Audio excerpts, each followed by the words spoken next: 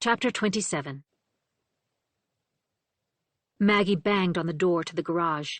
Toby peeked out from the sheet covering the window, saw it was her, and opened the door. "Hey," Toby said. "You got here fast." Maggie couldn't remember the last time she'd been to Toby's poor man's bat cave. She looked around. Toby's fortress had expanded. He had a large L-shaped desk with 6 monitors. Computer hardware was stacked in 4-foot cabinets, a tangle of cords and flashing lights. To complete the cliché, crushed energy drink cans and grease-stained pizza boxes were piled in a trash can. Steve Jobs in training. They'd been friends since the 6th grade science club. In middle school, they'd been inseparable, prompting jokes about them being a couple. But it was never like that. Toby showed no interest in her, or any girls for that matter. Some speculated that he was gay, but that wasn't it. The truth was that the older Toby got, the less use he had for humans. By the time they'd reached high school, he'd retreated into his computers and his mission to create the next big thing. Not some silly app. The next PC or iPhone or idea that would change the world. Though they'd grown apart, Toby answered her call on the first ring and didn't hesitate when she'd asked to come over. "Welcome to my lair," Toby said with his infectious smile. He still had the same hairstyle that looked like his mom cut it, the same skinny torso and pasty complexion. "Wow." Maggie made an exaggerated show of scanning the room. "This has gotten out of hand, Unabomber-like," Toby deadpanned. "What are you working on?" Maggie said. Toby smiled. "I can't talk about it. You could be a corporate spy from MIT. Maggie punched him in the arm. "Ow," he said, rubbing the red spot on his bony upper arm. He stared at her for several seconds. "Are you, okay?" Why would he ask her that? Because she hadn't been to the Batcave in so long? Or had he heard gossip about the party? "I mean, on Snapchat some kids were saying—" "I'm fine," Maggie said, not making eye contact. She composed herself, forced her eyes to look up at his. "I need your help with something." "I figured," he said, collapsing into a worn couch that was pushed against the garage wall. "It may require you talking to some of your sketchy web friends," Maggie said. "Hey, they're not sketchy. Unkempt and weird, but not sketchy." "Whatever you say." He shrugged. "What do you need?" "I need to know how to track someone through their cell phone." Toby kicked his feet up on the coffee table, which was just some boards on top of cinder blocks. "Easy. Get the phone and download a tracking app. Don't you watch TV?" "But I don't know whose phone it is. All I have is the number." Toby scratched his chin, then stood and moved to the computer workstation. He put on a headset mic. Maggie tried not to smirk. He started typing, then said something into the mic. He laughed, pecked at the keys some more, then, "Thanks, bro." Unlike when she'd see him in the hallway at school, stoop-shouldered, fast-walking, eyes on the floor, here Toby was the most confident man alive. He yanked off the headset. "Well, that was easy." "What do you mean?" "You got $200? Maggie narrowed her eyes. "What for?" "You want the location of the phone or not?" "You want me to send someone $200? Is he a Nigerian prince?" "You want to track the phone? Then yeah, 200 and they can give you the coordinates for any phone for the past month. My friend says it's legit. Bounty hunters use this service all the time." "It doesn't sound legit." Toby threw up his hands. Maggie thought about her options. $200 was a lot of money. She'd been tutoring and babysitting like crazy to earn enough for a new laptop for college, but she didn't want to disappoint her father. "You sure?" "He sent me a brochure. It's like a real company." Toby pulled up the link, and Maggie read over his shoulder. It was called Location aggregation. The cell phone companies sold massive amounts of cellular location data to other companies that resold it to still other companies, which packaged the service to banks and others who used the data to verify what people put down on forms. The brochure said that banks could quickly cross-check an applicant's address by looking at the cellular records. "What's to stop a stalker or abusive spouse from tracking their victims?" Maggie said. Toby let out a sigh. "You want to change the world, or you want to track the phone?" "They'll take Venmo?" Toby nodded. "I need the phone number." Maggie gave it to him. Toby made the transaction, just a few keystrokes. "They'll email the results within the next 24 hours, Toby said. "Now, you want to tell me what this is about?" "No." "Okay, then you want to tell me what happened last night?" "No," Maggie said. "But I could use your help with something else." She batted her eyelashes. Toby let out a groan. He nodded for her to continue.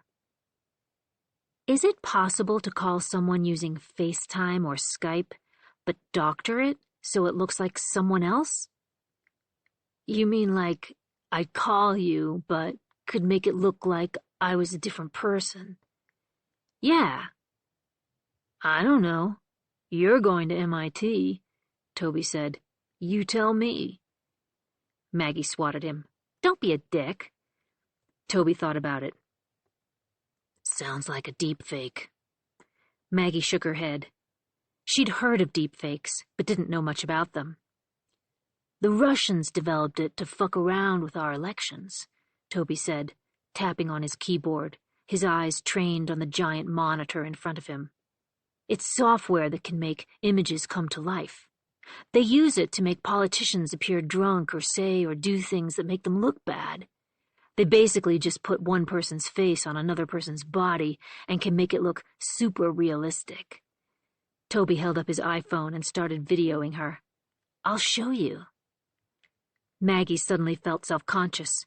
Her face reddened. "I don't want to be filmed. I haven't—" "Shut up and say something outrageous." He continued to point the phone at her.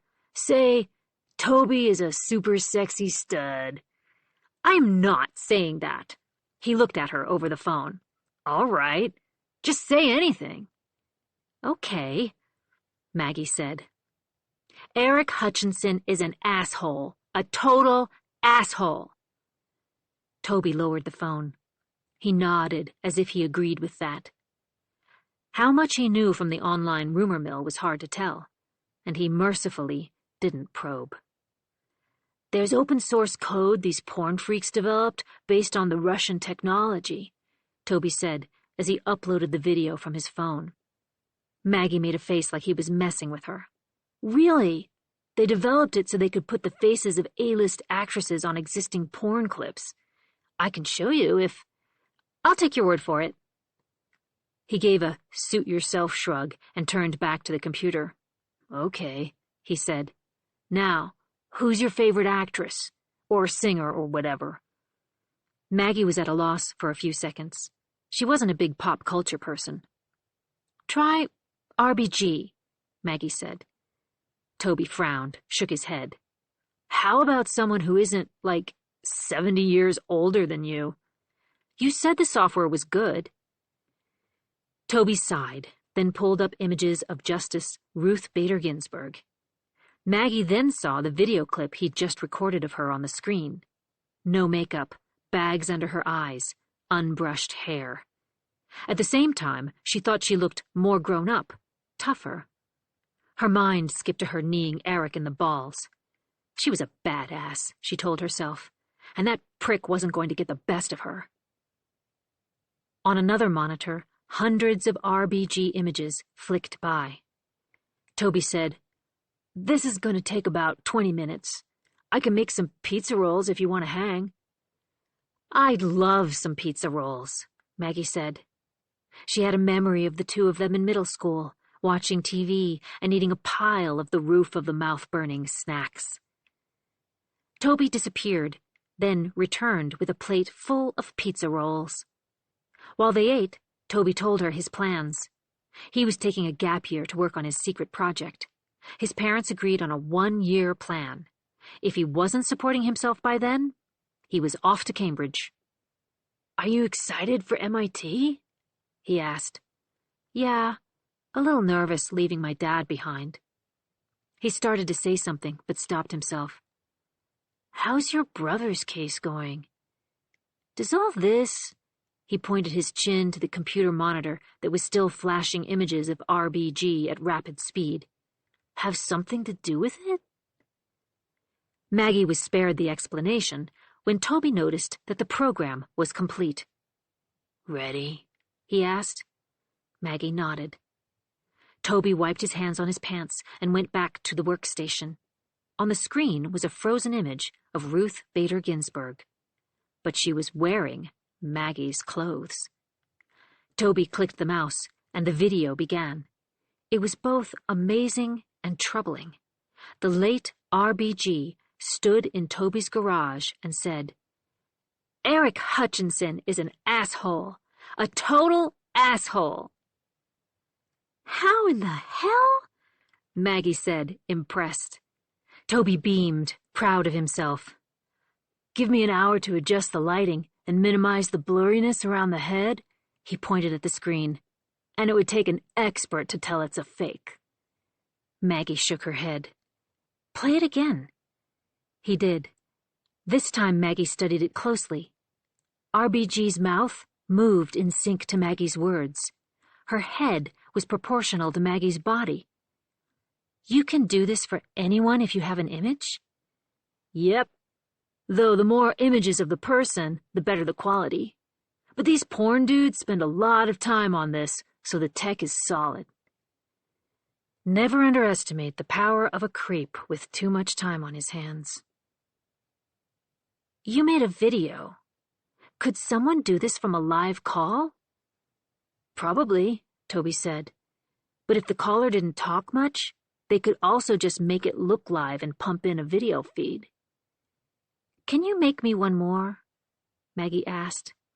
"Sure," Toby said, biting into a pizza roll, red goo dripping down his chin.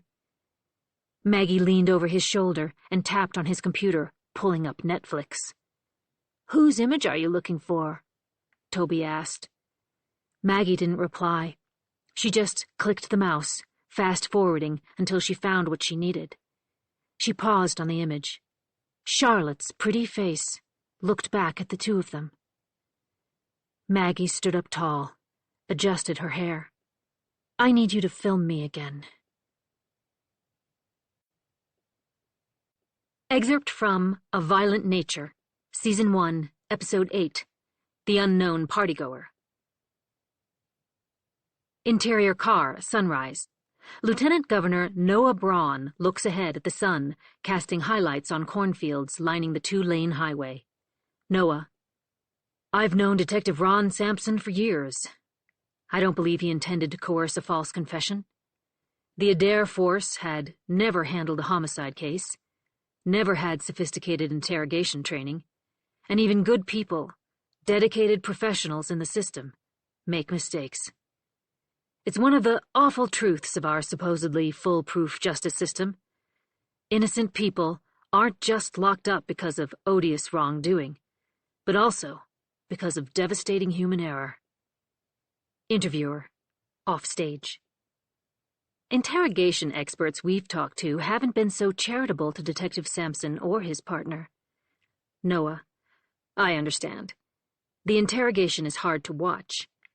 But I believe Ron had his doubts himself and wanted to keep investigating, but was shut down by the county prosecutor."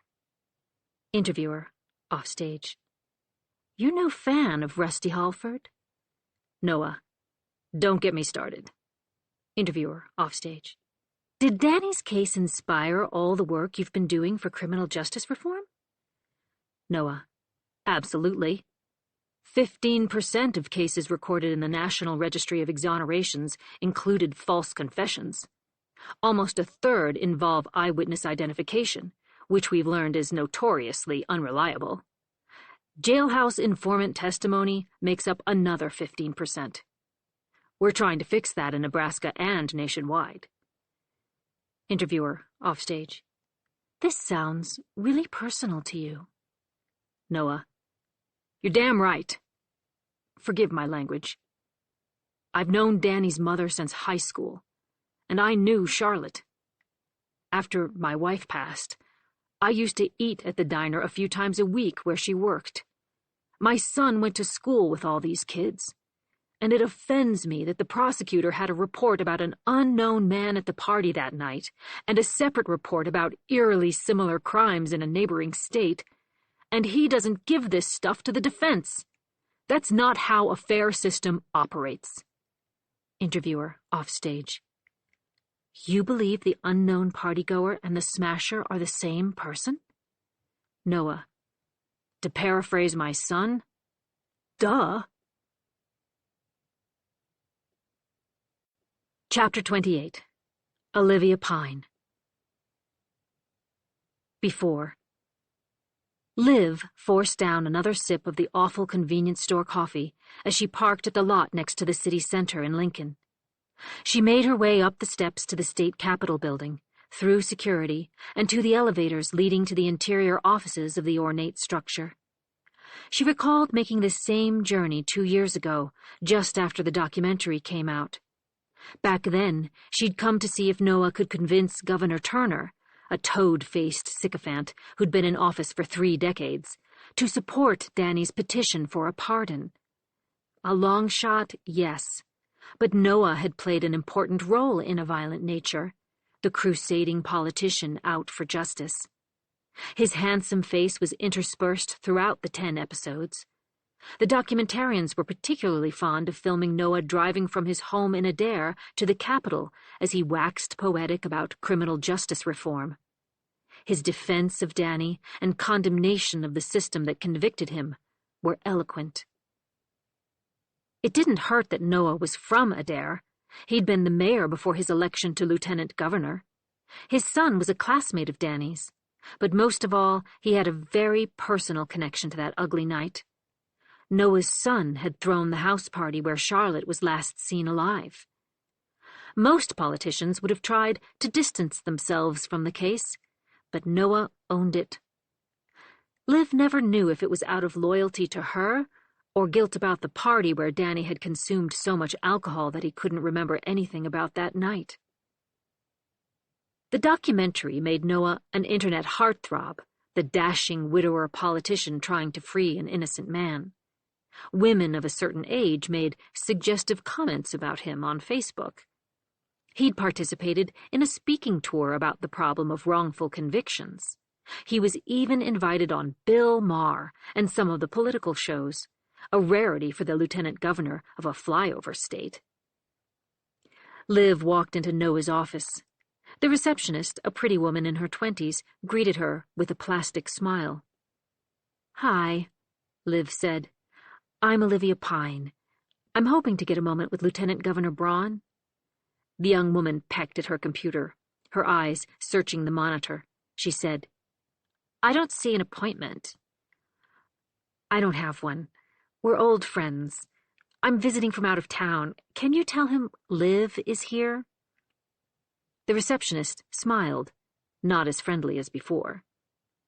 "Please have a seat." A few minutes later, a young man came out from the interior offices, and Liv was taken aback. "Mrs. Pine?" He wore shirt sleeves rolled to the elbow and had his father's gray-blue eyes. "Oh my goodness, Kyle! You're so grown up!" Liv felt a sudden ache in her chest. Seeing Noah's son, a former classmate of Danny's, flooded her thoughts with the what-ifs and what-could-have-beens. "How are you?" Kyle said as they exchanged an awkward hug. Noah had once told her that Kyle suffered a lot of guilt about throwing that party. Liv never held it against the boy. He was a kid, the class president engaging in his first act of rebellion, if only to impress the jocks. And the truth was that if Danny and Charlotte hadn't been partying there, they would have been partying somewhere else. Liv and Evan had a recurring fight, blaming each other about the lax oversight of their son. "I'm well," Liv said. "And you? You're working for your father?" "Part-time. I'm in law school at UNL. "That's great, Kyle. Just terrific."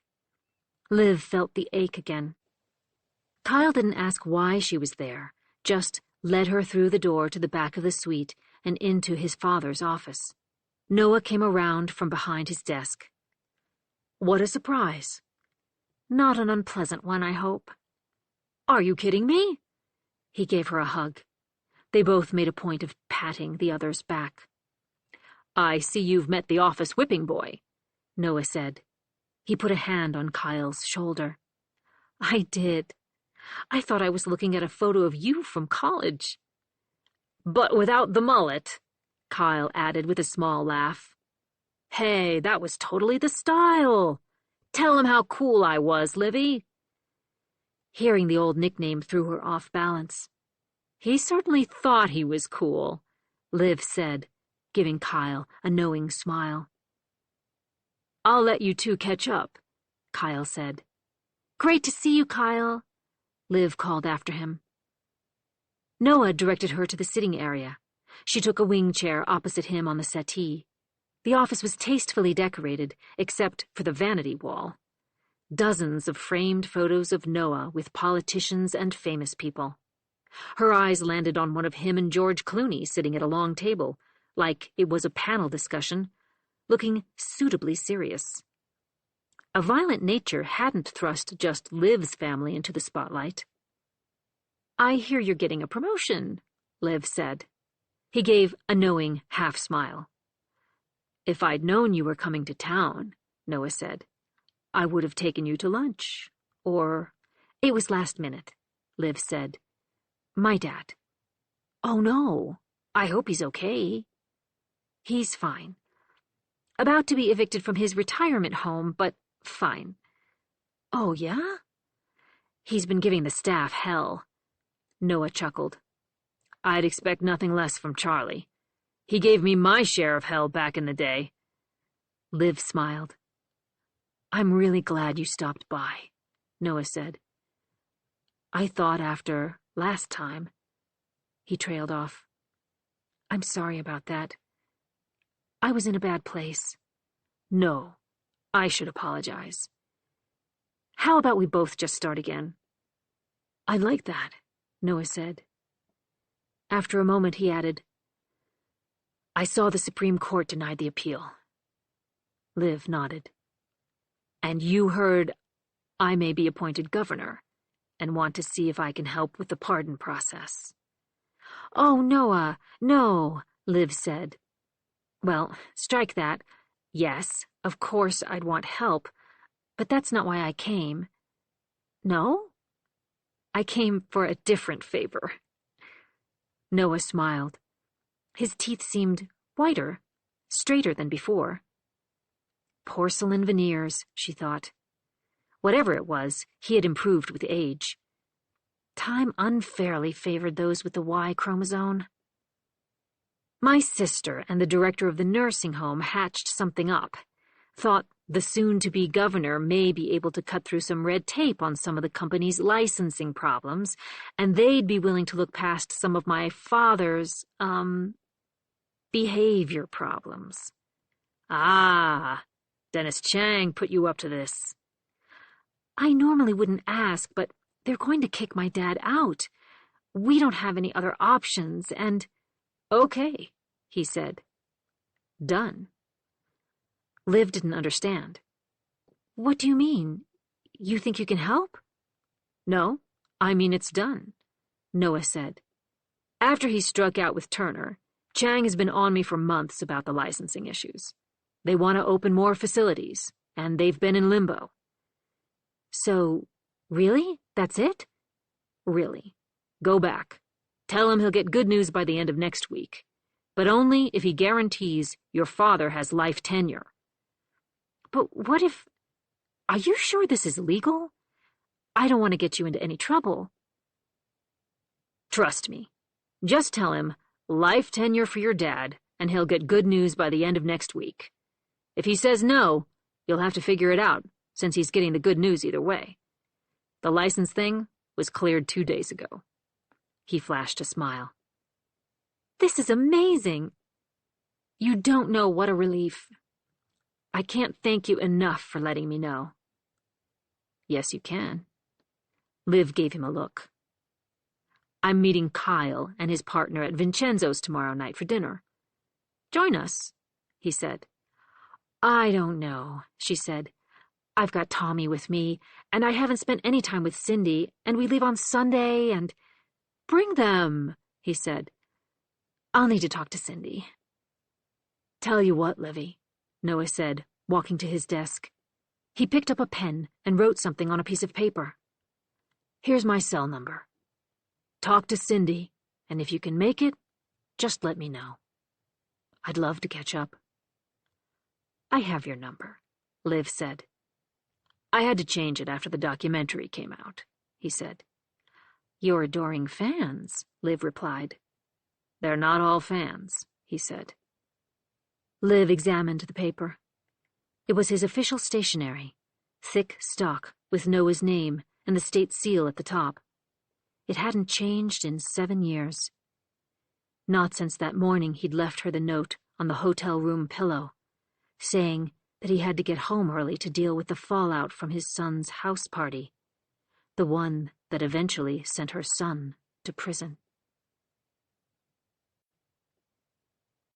Chapter 29. Matt Pine. Matt awoke to a tap on his shoulder. He sat up quickly, squinting at the bright sun, confused for a second, but then remembering he'd slept on the beach.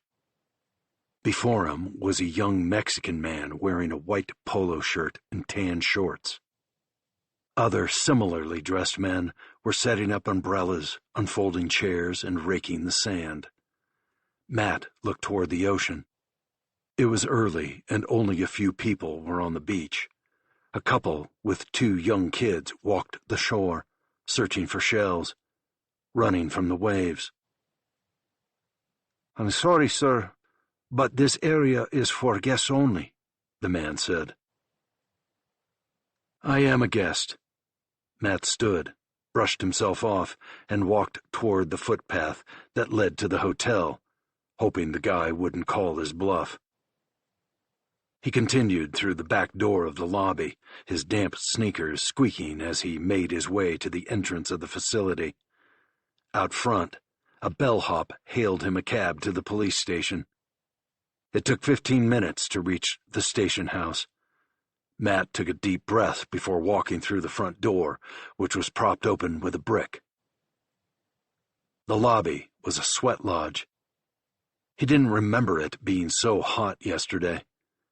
Behind the front desk was the same receptionist. She had an old metal fan on the desk, blowing around hot air. She gave Matt a sympathetic look, and he worried he was in for a repeat of yesterday. But this time she picked up the phone, murmured something, then put down the receiver. She showed Matt to a small room, this one even more sweltering than the reception area. Without saying a word, she motioned for Matt to take a seat, and then slipped out. It was a long wait. The room had white walls smudged with fingerprints, and was furnished with only a marred table and 3 chairs. It was quiet, save for the hum of the lights above. Matt thought of Danny sitting in a room like this one. The setting, isolated and windowless, the air hot and thick, was intimidating. Add some overly aggressive cops, and it was no wonder why so many people falsely confessed. They just wanted to get out of the situation, out of the room. He almost felt bad for his brother. The door opened, and in walked a stern-looking man wearing a black police uniform and combat boots that didn't suit the climate. "Senor Gutierrez," Matt said, rising and extending a hand. Gutierrez didn't shake Matt's hand. Instead, he pulled out the chair roughly and took a seat across from Matt. Matt sat back down, the cop still glaring at him. One would think that losing your family might warrant some sympathy, or at least civility. But Gutierrez seemed put out by Matt's presence. "I was told you needed me to sign some papers to release my family so they can come home," Matt said. "Who told you this?" Gutierrez said in accented English. His tone was clipped, accusatory. Matt looked at him for a moment, taken aback. "FBI Special Agent Sarah Keller. She said the consulate would be—" Gutierrez glowered at Matt. "We released the bodies yesterday." Matt felt his jaw pulse. "So you already—" "The investigation is closed." Matt digested that. This entire trip had been for nothing, and the investigation was closed? It had been only a few days. Given the guy's demeanor, Matt doubted they'd done any meaningful investigation. Matt looked at Gutierrez and said, And what?" "And what did your investigation find?" Gutierrez's eyes turned dark. "Ask your friends at the FBI and consulate." "Look, this may not be important to you, and you may not be equipped for this type of investigation, but my family's dead, so I'd appreciate it if—" "You want to sass me, boy?" The man pulled out a nightstick from a ring on his belt and smacked it on the table. Matt swallowed hard. "I'm not sassing, Never mind. Fuck this. He wasn't going to get anywhere with this guy. Matt stood to leave. "I didn't say you could go. Sit down." When Matt didn't oblige, Gutierrez stood, gripped the nightstick with his right hand. "Sit." Matt held up his hands, palms in retreat, and slowly lowered to his chair. "I meant no offense," Matt said. That wasn't true. If Matt had learned one thing from his father, however, it was to never underestimate the power of an angry cop. When his dad gave talks about Danny's case, he always warned parents to teach their children to treat police officers like a big dog they didn't know. Most dogs were friendly, but you still wouldn't just rush up to pet the creature. You'd use caution, make sure it didn't bite. And you'd certainly never poke it with a stick. The same was true with cops. Most were hard-working, decent people. But the profession also attracted a certain breed. Like a rabid dog, you might not know the good from the bad until it was too late. So tell your children, no matter how angry they are, no matter how unjust the situation, Dad would say, that they should be overly respectful, overly cautious, and not make any sudden moves. It could save their lives. Matt followed the advice. "It's been a hard time," Matt said. "I meant no disrespect.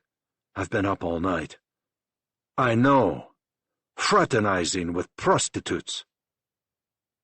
"What are you—" Just then, a woman burst into the room, the receptionist trailing after her. The woman wore a business suit, her face twisted in anger.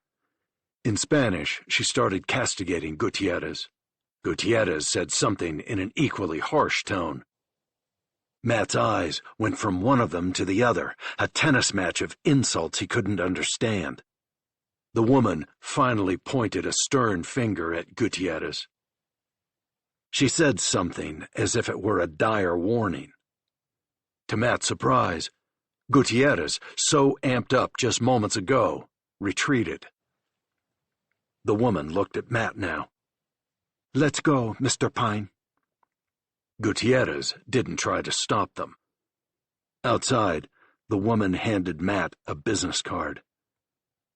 "I'm Carlita Escobar, no relation, from the consulate." "I thought Mr. Foster was assigned to—" "He's been reassigned. I'm taking care of your case." Matt didn't know what was going on, but he didn't much care.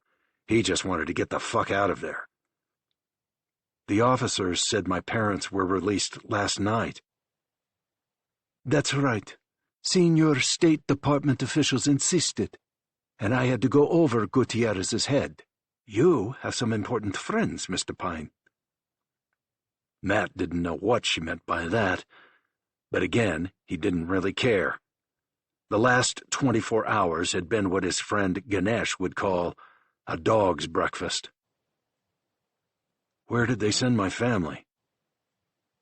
Escobar retrieved her phone from her handbag, then tapped on it as if she were looking for the details. "Nebraska," she said. She pronounced the word, Nebraska, like she'd never heard of the place. "They went out on a flight last night." It made sense. The family plot was in Adair. Someone must have talked to his aunt. "We have a car to take you to the airport." She gestured to a town car parked nearby. "You'll want to go now," Escobar said, and glanced at the station house. "You should get out of Tulum." Chapter 30. Sarah Keller. The bright morning sun reflected off the skyscrapers lining Michigan Avenue. Sarah Keller walked into the lobby of the office tower, her first visit to the Chicago branch of Marconi LLP. She'd analyzed the company for 2 years, talked to former employees, scrutinized bank records, studied bios of the executives. So it was strange to visit the place in person. Headquartered in New York, with offices in 9 other states, the entire firm wasn't dirty. At least, Keller didn't think so. Just the Chicago office. A line had formed at the main reception desk of 875 North Michigan Avenue. Men and women in stiff suits checking in for meetings at the law firms, telecom, and other companies housed in the impressive 100-floor tower. Keller waited patiently, then displayed her badge to the security guard working the desk. Without hesitation or questions, the guard gave her a key card. He didn't work for Marconi, and his job was just to make sure no one unauthorized made it to the elevator banks. He wasn't about to give the FBI a hard time. No analysis paralysis for this guy. Keller rode the elevator up with a throng of smartphone-staring executives. She smiled at the 20-something in wrinkled slacks who held a cardboard tray filled with 4 coffees. Keller's ears popped from the elevation. She'd just spent 2 hours with a team from the Chicago field office, getting them up to speed. As Stan had warned, the Chicago SAC was a bit of a bull in a china shop, and more than willing to bust into Marconi, swinging his dick. She'd convinced them to exercise restraint. She'd send a signal, the single click of a pen that was actually a transmitter, if they should storm the offices. She didn't want to do that. She'd prefer to continue building the case. But she supposed they already had the goods. Payments from various cartel-controlled accounts. The intricate web of investments and shell companies to wash the funds. The return of the money, less a hefty commission. But they didn't have a single witness who could put the story together for a jury. R. Stanton Jones, their original inside man and the tipster who'd gotten them started with the investigation, had vanished. It was possible he'd been rammed through a wood chipper or dissolved in a barrel of acid, favorites of the Sinaloa cartel. Or maybe he'd just decided to change his identity and start anew. The taps on Marconi phones revealed no clues about what had happened to the middle-aged accountant. The Marconi executives seemed as baffled as everyone else at Jones's disappearance. Keller's team had approached other former employees and gotten some good intel, but no one who knew the nitty-gritty, as Keller did after spending nearly 2 years tracking and analyzing the records. She'd intended to talk to Evan Pine, because fired employees were always the most prone to turn on their companies, but he'd died before she got to it. Was he murdered, as the filmmakers speculated? Or was it a murder-suicide? Based on an analysis of Internet history artifacts, the Bureau's computer forensics team believed that Evan, not Liv, had made the searches suggesting he was planning to off himself. Maybe he was. But murder his wife and kids? Everything she'd learned about the man said he wouldn't kill his family. Most of his Internet searches related to caring for them when he was gone. She stepped off the elevator and into the Marconi complex. It was as she'd expected, not too sleek, not too extravagant. Understated elegance. No one wanted someone flashy handling their money. Correct that. The receptionist was showy, strikingly pretty with a model's symmetrical features. Keller watched the woman closely as she approached. Much could be learned in these initial encounters. The receptionists of companies, particularly smaller branch offices like Marconi, Chicago, usually knew where the bodies were buried. They saw who came and went, were tapped into the secretarial gossip circles, and needed something to make the boring job bearable. Would the woman look worried, scared, nonchalant, or excited at the break in her routine? "Hi," Keller said, friendly enough. "I'm Special Agent Keller. I'm here to see Devin Milbank." Keller showed her badge, watched the woman's face. "One moment, please," she said. The woman smiled, but Keller saw a twitch, a barely discernible flash in the eyes. The receptionist tapped on the keyboard, and in her headset mic said, "Cheryl, I have a Special Agent Keller from the FBI here to see Mr. Milbank." A long silence followed as she listened on the other end. "No, she didn't say." The woman's glance returned to Keller. "If you'd like to have a seat, Agent Keller, someone will be right with you." "I prefer to stand," Keller said, if only to see the woman's reaction. Another smile, a nervous twist of her hair. Keller waited patiently, gazing out at the spectacular view, the tops of other skyscrapers and the green water of Lake Michigan spanning out to the horizon. It was nearly 10 minutes before another woman, pretty again, appeared in the lobby. The delay meant the executives were having a pre-meeting, probably a panicked one. The woman escorted Keller to the door of a glass-walled conference room.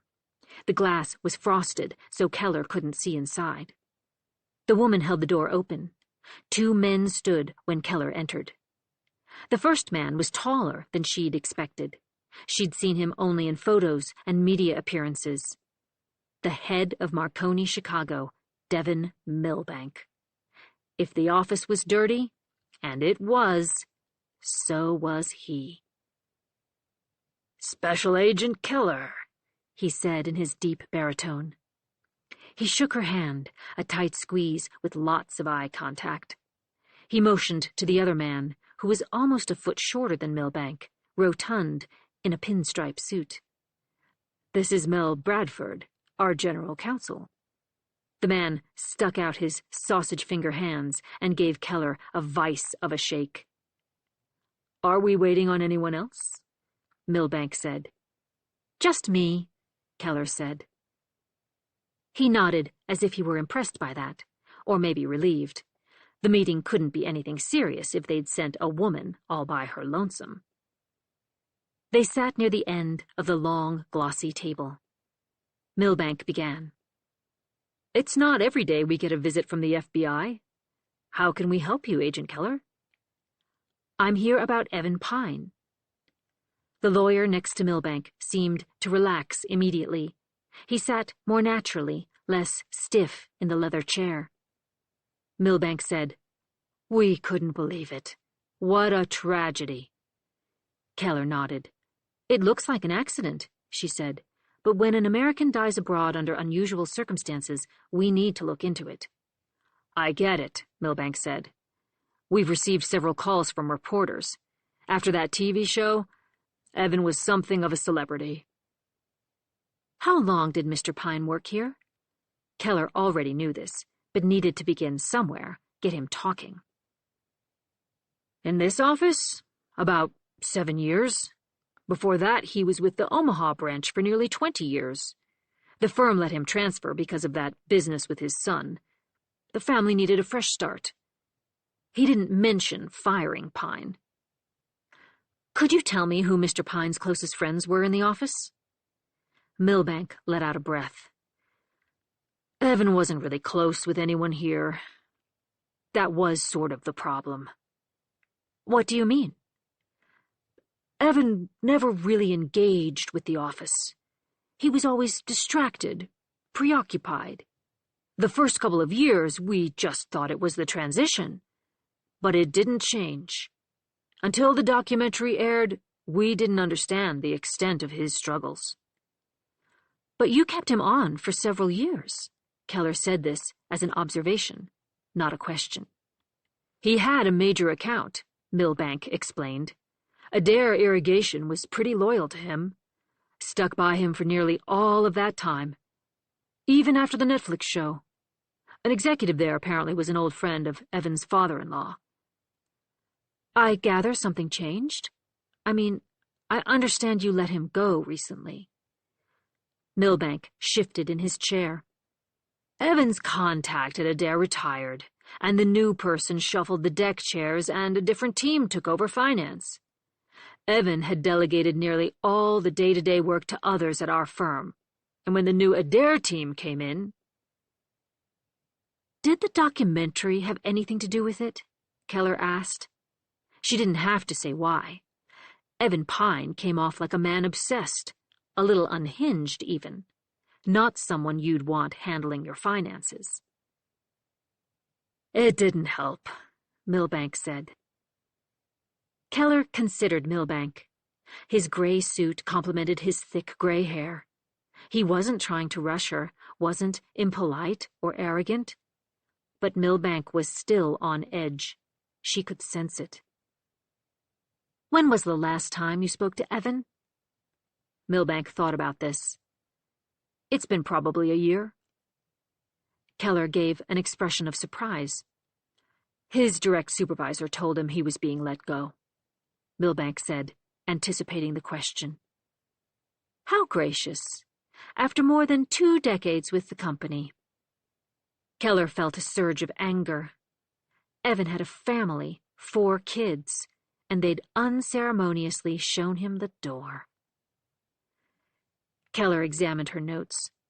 She could go on asking all her questions, but it would be a waste of time. She'd conducted hundreds of interviews during her career. Continuing down this path would just be spinning her wheels. Devin Milbank was smiling again, playing the cooperative corporate executive. Keller thought about Evan Pine's internet searches again, his plan to kill himself to save his family from financial ruin. And she thought of this man, not even showing the courtesy of firing Evan to his face. Keller decided to take Stan's advice. No more analysis paralysis. She glanced at the lawyer, who wasn't paying attention, eyes on his phone. Just a couple more questions, and I'll let you get back to your day, Keller said. Of course, Milbank said. Anything to help. How long has the Sinaloa been a client at the firm? Keller held Milbank's gaze. The man was still for a long beat, as if forcing himself to show no reaction. The lawyer wasn't staring at his phone anymore. I thought we were here to talk about Evan Pine, the lawyer said. As I understand it, Mr. Pine had only one major account, so I don't... It relates to Mr. Pine, Keller said. It wasn't a lie. She had intended to talk to Pine about whether he knew anything incriminating against the firm that had fired him. But it didn't matter whether it was true. What a lot of people didn't know was that law enforcement can lie with impunity to suspects. Milbank spoke. I'm not familiar with that name, but in any event, we keep our clients' affairs in confidence. I'm not sure I understand why. It's a simple question. Milbank's eyes moved to the lawyer. "Agent Keller, we'd be more than happy to set up an appointment and discuss anything the FBI would like, but I'm going to advise Mr. Milbank not to answer any more questions." "Need to call Mexico first?" Keller said. She clicked her pen 1 time. The lawyer stood. "I'm afraid this interview is over." Another thing people usually don't know about the system. A suspect who isn't under arrest can walk out of an interrogation and even be outright rude to law enforcement. Keller shook her head. "And we were getting along so well." She didn't leave her seat. The lawyer and Milbank were both standing. "I'd like to know the name of your supervising agent," the lawyer said. "I don't think he'd appreciate how you're—" Keller held up a hand to silence him as she casually glanced at her phone. She just scrolled her feed, finally, looking up at them. The 2 men stared at Keller, not clear what to make of her. She wasn't getting up to leave. She just sat there like she didn't have a care in the world. The lawyer started to speak again, but Keller held up a finger, shushing him a second time. "Hold on." She tilted her head, cupped a hand around her ear as if she were trying to hear something. After a long moment, she said, "There it is." Milbank and the lawyer looked baffled. Then came the sound of heavy footsteps. The door burst open, the glass walls vibrating, and in charged a tall man in a suit and cowboy boots, followed by 6 men and women in blue windbreakers. Keller tried not to gloat as Cal Buchanan handed the lawyer a search warrant. The lawyer read the document and turned as white as the papers. "Call everyone to the conference room," Buchanan barked at the head of Marconi Chicago and its general counsel. "Now!" Stan was right about Cal. BSD.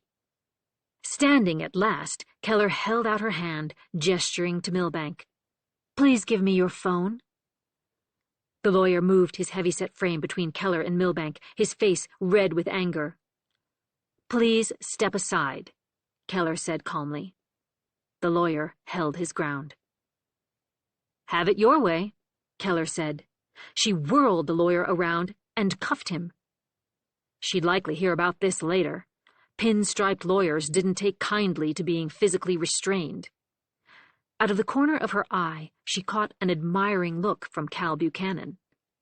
Who's the BSD now? Keller thought. Keller left the agents to do their thing. The files, she hoped, would reveal dirt on the lower-level people who would turn on their bosses, provide the human factor her case against Marconi was lacking. If not, they'd have to go with just the documents. Keller navigated around the employees, shuffling to the conference room, and made her way to the elevator. On the ride down, she thought about the interview, how the temperature in the room had changed when she'd switched the topic from Evan Pine to the cartel. Her instincts told her 2 things. First, the Chicago office of Marconi LLP would be shuttered within the year.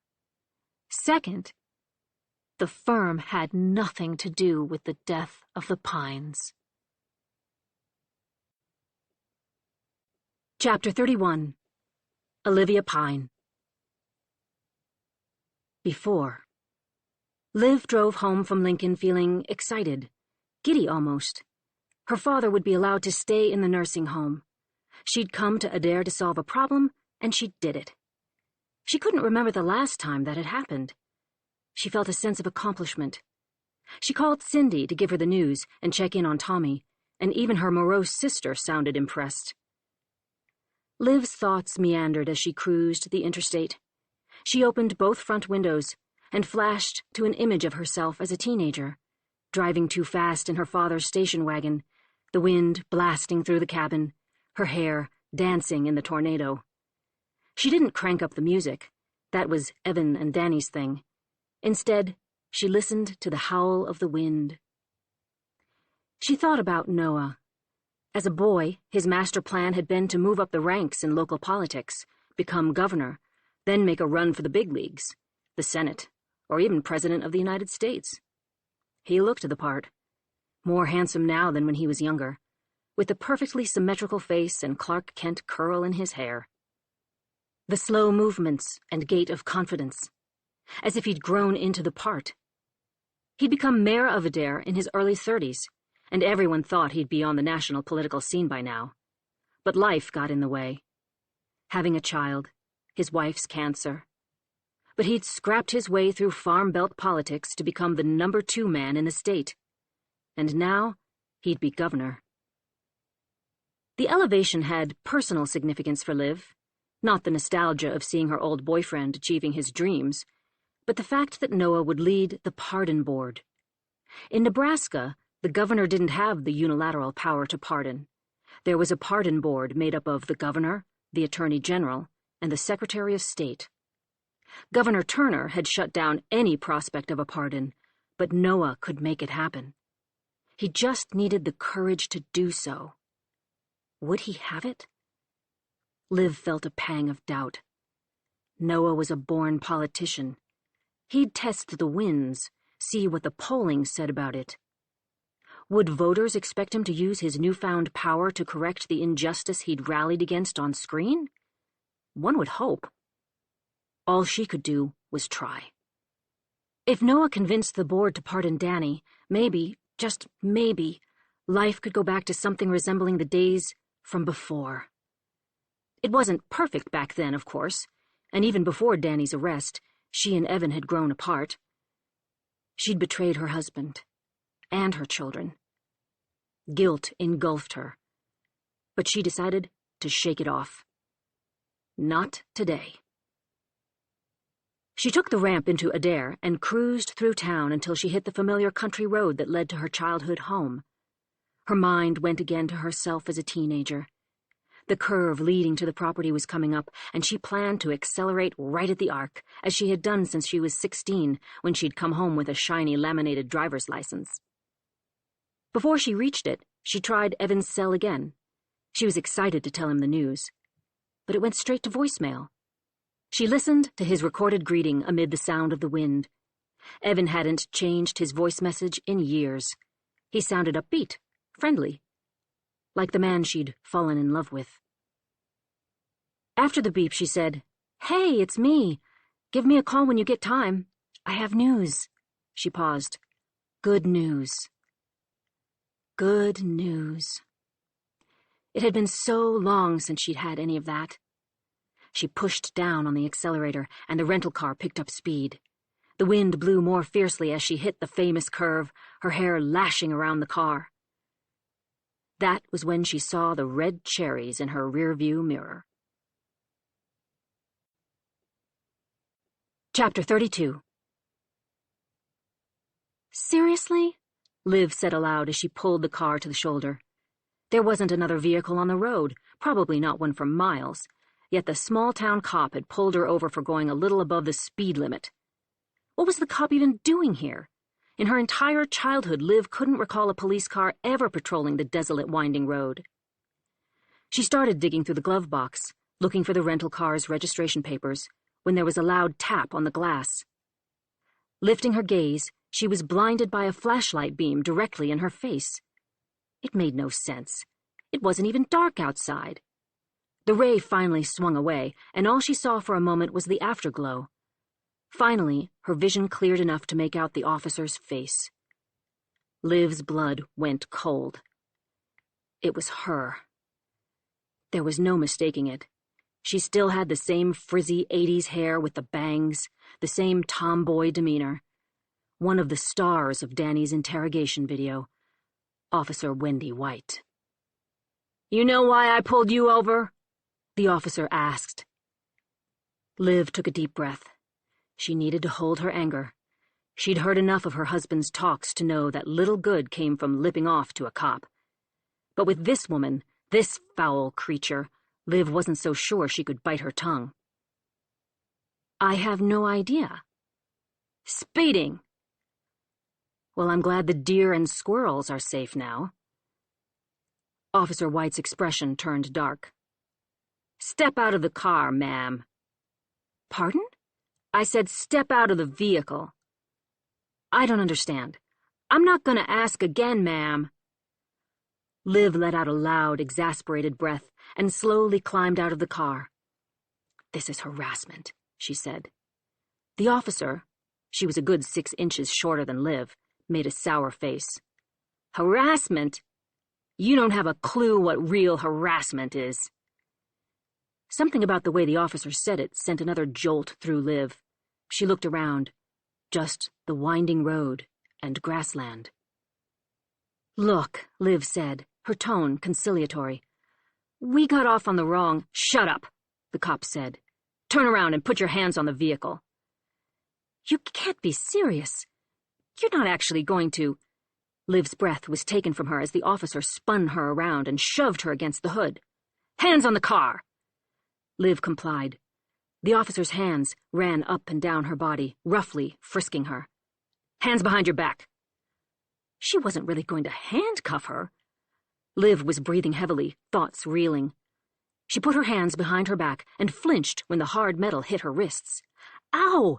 You're hurting me, she said, as the officer clicked the cuffs too tight. Turn around. Liv turned slowly.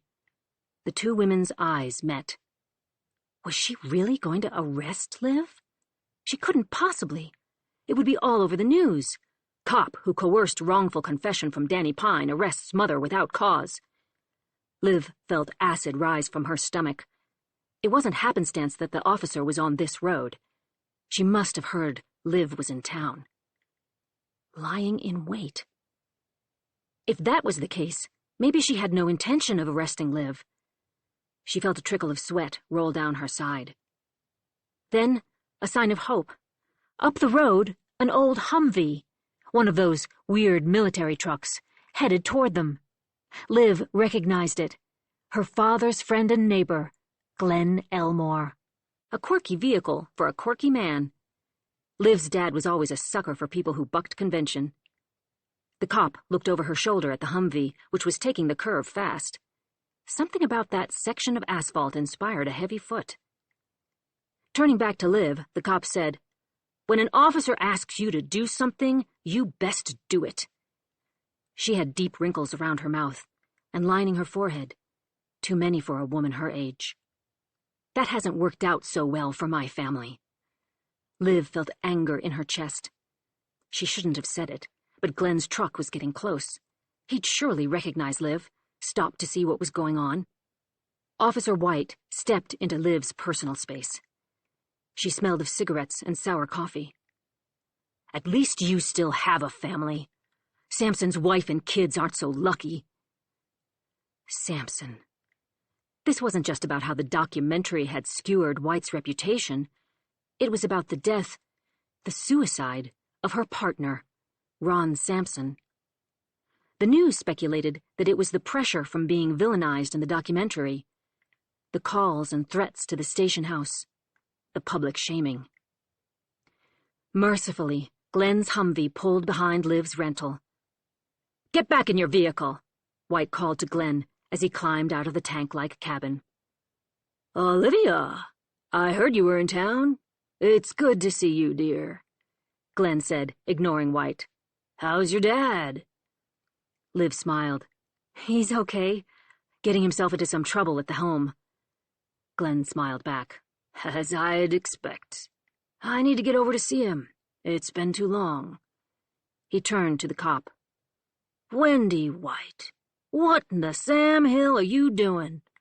I said get back in your vehicle, Glenn. Young lady, I knew your daddy when you were a glint in his eye, so don't you tell me what to do. White's mouth turned to a slit. This is police business. Like hell. Uncuff her before you ruin what's left of your career. For Pete's sake. Glenn shook his head. I'd hate to call Sheriff Graham. White drew in a breath, bunched her face. She yanked the keys from her belt and unlocked the handcuffs. Liv massaged her wrists, which were red from the shackles. The officer walked angrily to her patrol car without saying a word. She revved the engine, then tore off, throwing dirt in the air. Liv hugged Glenn hello. I'm sorry about that, Glenn said. She's been a mess since that TV show. Whole town's been out of sorts. I'm sorry about all that, Liv said, unsure why she was apologizing for holding this shithole town accountable for what it had done to her family. To hell with them all. She smiled at that. How are you, Glenn? I could complain, but I won't. Doris? She passed. I'm so sorry, Liv said. I didn't know. No one told. Well, all right then, he said. As when she was a girl, Glenn was a man of few words, and even fewer emotions. All right then, she replied. Chapter 33. Sarah Keller. It's been just awful. Maggie, she was... The school principal looked at the ceiling, searching for the right word. She was decent. A kind girl whose family had been through so much, but she still was positive. A bright light. She was admitted to MIT and was so excited. Keller nodded. Mrs. Flowers wore a flowing blouse with a chunky wood necklace. Her office at Naperville High School was filled with photos of her with students. Knickknacks from travel, a lot from African countries by the looks of them. Keller could imagine her greeting the students every morning, the kind of woman who saw promise in everyone, underpaid and overworked, but delighted to be there. The twins were years away from high school, but they should be so lucky. I'd like to talk with some of Maggie's friends, Keller said. Flowers' expression tightened while she considered whether to allow her students to talk to the FBI without notifying their parents. But she picked up a phone and asked someone to call Harper Bennett to the office. A few minutes later, a pretty young woman appeared in the doorway. Eyes wide, she approached apprehensively, as if concerned she was in trouble for something. Harper, please come in, the principal said. Harper Bennett had green eyes and stylish brown hair with chestnut highlights. Keller was surprised at her outfit. She wore what looked like flannel pajama bottoms, white tube socks with sports sandals, and a sweatshirt that said, Boulder. This is Agent Keller with the FBI. Harper's eyes got even wider. She has questions about Maggie. I know this is a hard time, but we hoped you could help. Harper nodded and took a seat next to Keller's in front of the principal's desk. When Principal Flowers showed no intention of leaving, Keller said, Is there a conference room or somewhere Harper and I could... Oh, the principal said. She paused, then said, Harper, you're okay with me stepping out? Harper nodded again, and the principal hesitantly left the office. Keller gave the young woman a sympathetic smile. First off, Keller said, I'm really sorry about your friend. Harper's face reddened, and she tucked her legs under her. I have some questions, if you don't mind. Sure, but, I don't understand. They said it was, a freak accident. And you're the FBI. And I don't get... I know you must have a lot of questions. The FBI often gets involved when an American dies in a foreign country, even for accidents. Not totally true, but no need to get into it. Keller still didn't have confirmation that there'd been foul play. And it didn't matter. The deputy director and the president himself wanted to get to the bottom of the death of the Pines. So, murder, accident, or whatever, that was what Keller needed to do. Harper looked at her skeptically, but nodded for Keller to continue.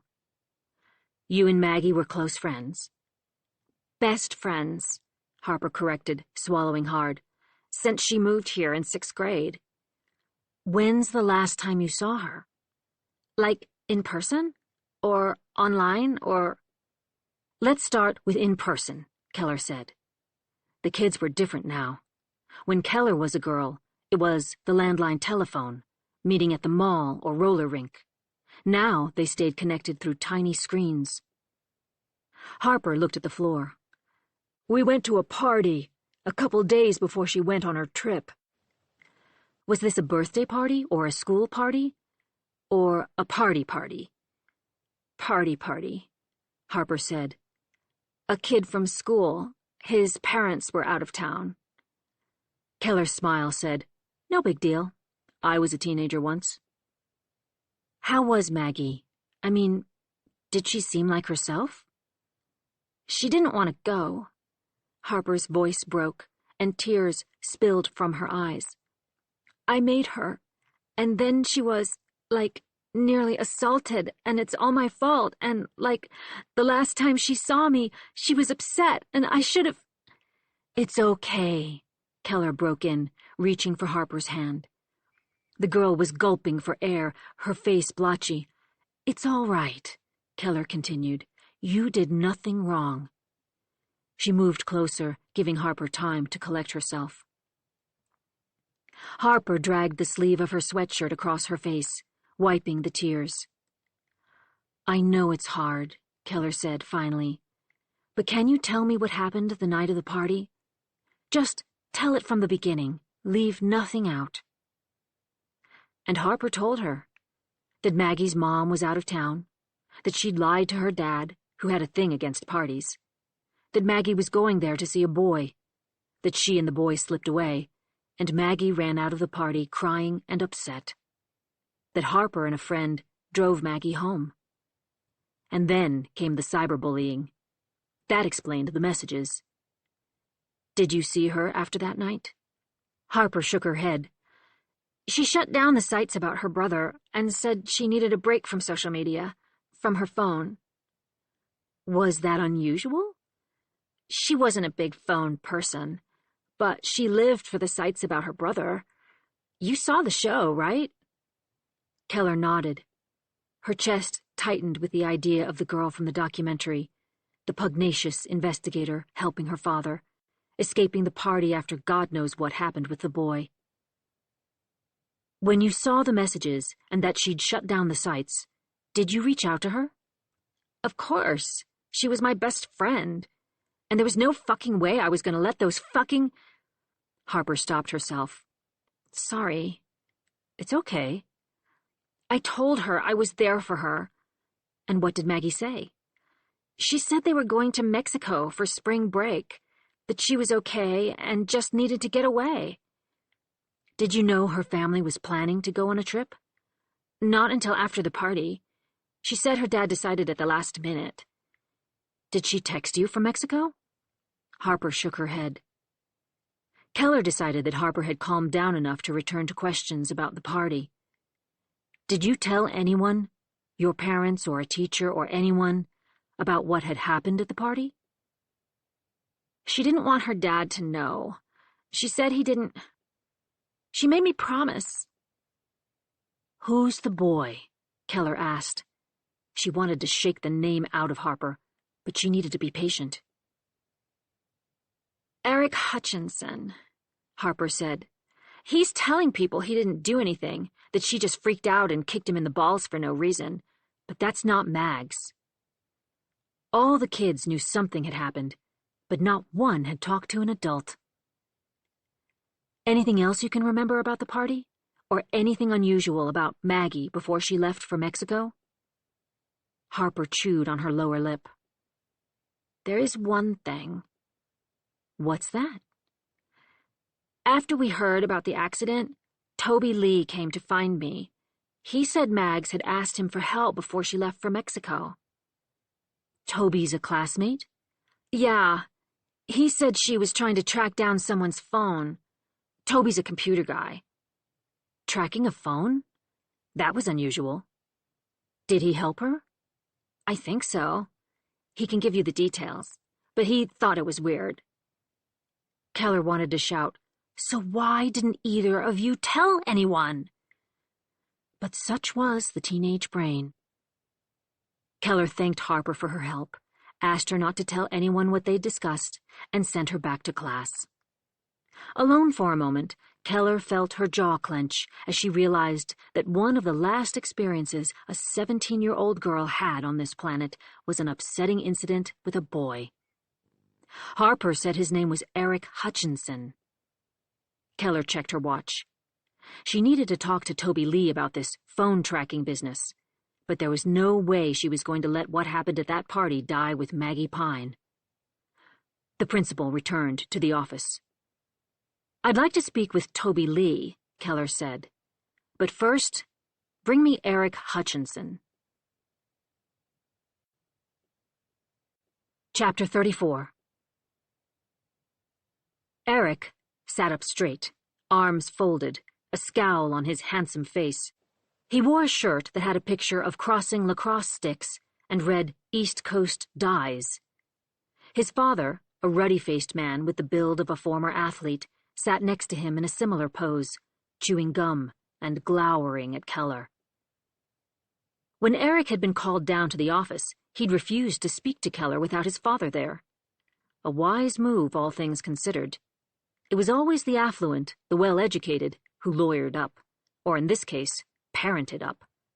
They'd been exposed to lawyers, or studied Miranda in their AP government classes, or had been schooled by America's biggest educator on police procedure and the Bill of Rights, law and order. Though not every kid. Danny Pine hadn't been so worldly wise. If he had just asked to speak to a lawyer, he'd probably be a free man. Keller had watched the video of his interrogation several times, and it turned her stomach. That didn't mean the interrogating officers were corrupt. They were small-town Nebraska cops with little training, and the scant interrogation instruction they'd received, a method known as the Reed technique, had one critical flaw. It often resulted in false confessions. The great strides in DNA had not only freed many innocents, but had proven, contrary to conventional wisdom, that people did in fact confess to crimes they did not commit, especially juveniles. A couple years ago, Keller had attended an interrogation best practices workshop, and she'd been shocked at the number of false confessions. Keller remembered her instructor, a renowned expert in interrogation techniques, saying, "We used to teach you to look for signs of lying, like bad eye contact, fidgeting, but that's just what kids do when they're uncomfortable. We used to teach you to prod the suspect with a few details of the crime, but we found out that kids just parrot the words back. And we used to teach you to employ minimization techniques and tell kids that if they told the truth, they could go home. But we found out that kids often jumped at the chance and confessed, believing that their innocence would be straightened out later." The instructor closed the session by saying, "I interrogated a 15-year-old who falsely confessed and spent 11 years in prison for a crime he didn't commit. It's my goal in life that it never happens again." That didn't mean Danny Pine was innocent. He was an obvious suspect. He dated Charlotte, and the truth of the matter was that it was rarely a stranger who killed you. It was usually someone you held dear. As Keller knew too well, the sheep spends its life worried about the wolf, only to be eaten by the farmer. Keller looked at the wolf, no, wolves, sitting across from her. "What's this about?" Eric's father said to Keller. "And I do not appreciate the school letting our kids being grilled by a federal agent without a parent present." His glare landed on Principal Flowers, who insisted on being present at the meeting. Keller didn't flinch. She never had trouble with alpha males. She'd grown up with one, and understood that the alphaness was born of their own insecurities. These men who loved to tell women to stop being so emotional were in fact the ones who let their emotions control them. She handed the kid's father a printout of some of the messages that had been sent to Maggie Pine. "What's this?" Mr. Hutchinson said. "That's what we wanted to ask your son." Mr. Hutchinson looked at Eric. His son's face showed the first break in the facade. "Why were you and your friends sending these messages?" Keller asked. Eric was about to say something when his father extended an arm across his son's chest like a shield. "Whoa, hold on, lady. I don't see my son's name on any of these messages. And if I need to get our lawyer here, The principal spoke, trying to take things down a notch. "Agent Keller is here about the Pine family. She didn't fly across the country about teen cyberbullying. But, as part of her work," the principal nodded at the printouts, The FBI uncovered these messages targeting Maggie Pine just before her death. Keller chimed in now. That's right. Cyberbullying is usually a school matter. But sexual assault? Sexual assault? The father spit out the words. Witnesses say your son had been alone with Maggie Pine at a house party, and that she ran out, upset. The anonymous messages appear to be trying to intimidate her to be quiet about whatever happened. Keller looked at the boy's father, who pulled at the collar of his dress shirt. His jaw was set. It was the boy's face 30 years from now, puffier, but just as arrogant. She wished the mother had come. If the messages to Maggie Pine wouldn't faze the mom, there was no hope for this kid. You've got nothing, Eric's father said, aggressively working the gum in his mouth. It was a day of doing things the hard way, it seemed. That's your response. That's what you want to teach him? What I teach my son is none of your goddamn business, Mr. Hutchinson glared at the principal. This is unacceptable, Barbara. Keller released a breath. You're right. I've got no basis to arrest your son. No basis even to hold him. But I do have enough to contact his college. I understand he's been accepted to Michigan for lacrosse. The principal had briefed Keller on Eric before his father arrived. The color drained from Mr. Hutchinson's face. He looked to the principal, but he'd get no support from her now. Keller threw out a lifeline. All I want is for Eric to answer some questions, and to know that you're taking this situation seriously. The man thought about this, then nodded for Keller to continue.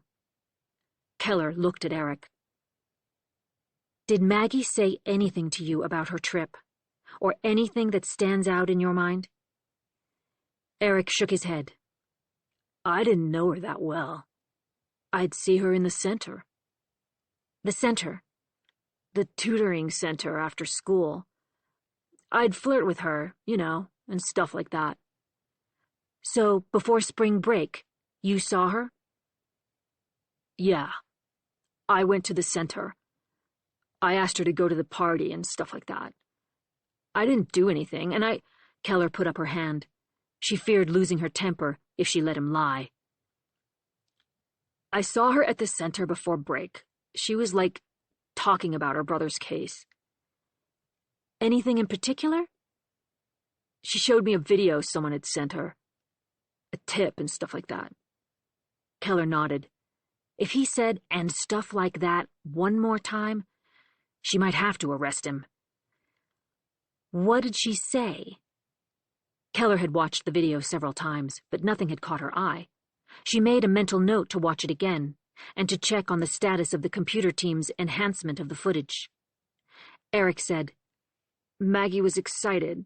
She thought it showed the UP, from the show. What else did she say?